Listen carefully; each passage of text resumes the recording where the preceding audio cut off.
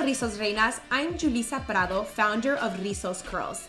In today's video, I'm gonna show you how I achieved these results doing my wash and go. Step 1, the hydrating shampoo. The very first step, I've already washed my hair with the Rizos Curls shampoo. When washing your hair with the Rizos Curls shampoo, make sure to focus on your scalp. The moringa oil in it is very good for dry or itchy scalp. And as you're washing, make sure you massage your scalp and really moisturize your scalp with the product while doing so. This will be really good for gently cleaning your scalp without drying, but making sure to moisturize it enough to relieve dry or itchy scalp. For step 2 of the wash and go, we use the conditioner.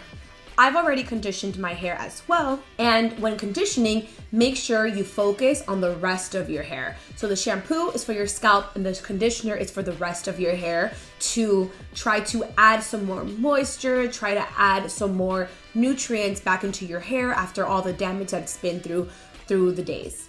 The conditioner has great ingredients like olive oil, sunflower oil, shea butter, coconut oil, and all these ingredients help add more nutrients and to repair from any damage that it may have.